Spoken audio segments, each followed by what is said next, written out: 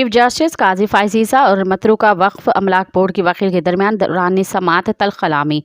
Chief justice ने वकील अकराम चौधरी को रोस्ट्रम से हटने का कह दिया।